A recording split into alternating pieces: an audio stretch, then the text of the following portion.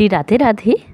स्वागत है आपका प्रेरणादायक कहानियाँ और सुविचार में। मेरी आज की छोटी सी कहानी एक राजा की कहानी है। एक राजा महाप्रतापी और बलशाली था।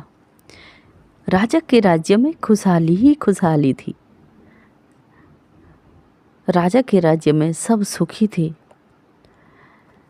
एक बार राज्य में एक विदेशी आगंतुक आया। राजा ने बहुत आवाभगत की तो विदेशी आगंतुक ने राजा के लिए उपहार स्वरूप एक चमकीला सुंदर सा पत्थर दिया।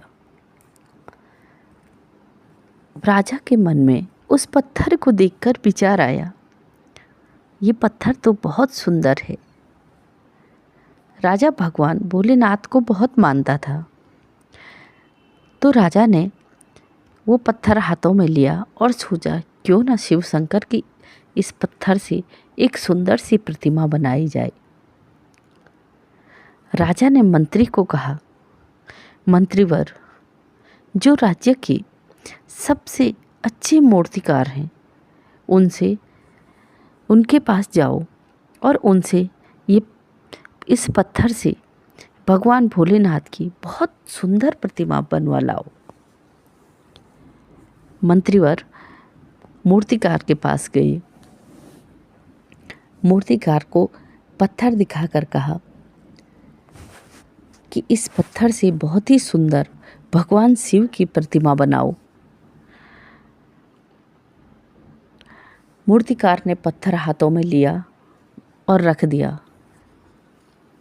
मंत्रीवर ने कहा, अगर तुम बहुत सुंदर प्रतिमा बना दोगे तो उपहार स्वरूप तुम्हें 50,000 गिन्नियाँ दी जाएगी।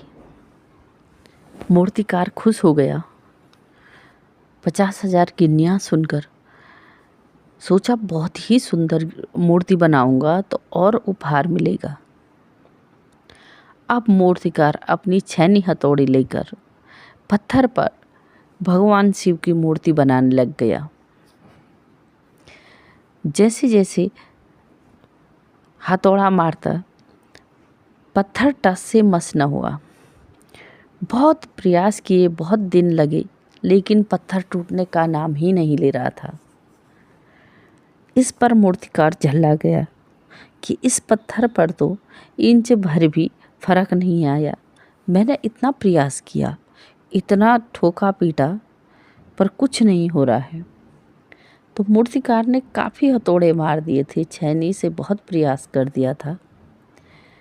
पत्थर अंदर ही अंदर हिल सा गया था, पर बाहर दिख रहा था कि टूटा नहीं। जैसे ही मंत्री मूर्ति लेने आया, अब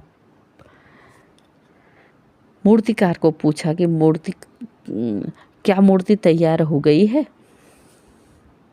तो मूर्तिकार झल्ला कर बोला, मूर्ति पर तो एक दिन का भी फर्क नहीं पड़ा। मैंने तो बहुत प्रयास किया, बहुत सोचा कि मैं बहुत अच्छी मूर्ति बनाऊं, पर ये मेरे बस की बात नहीं।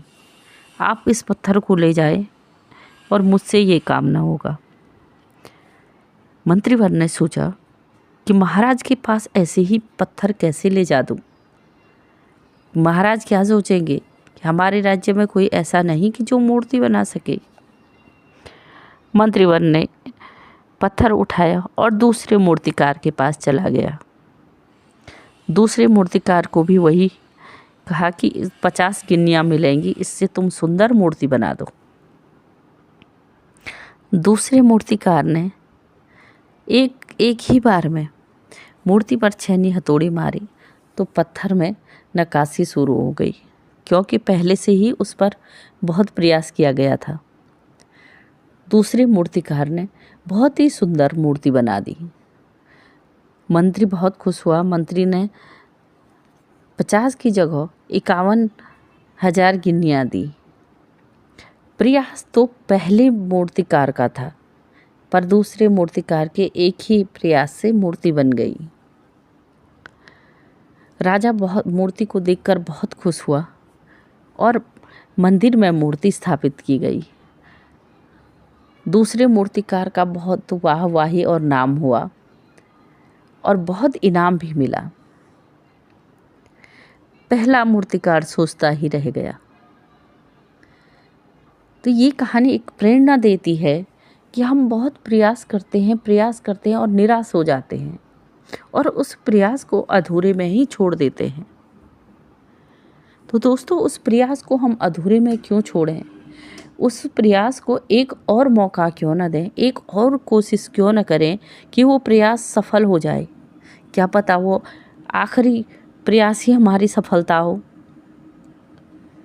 स्वस्थ रहें, सुखी रहें और मस्त रहें। श्री राधे राधे। कहानी अच्छी लगी तो लाइक और सब्सक्राइब ज़रूर कीजिए।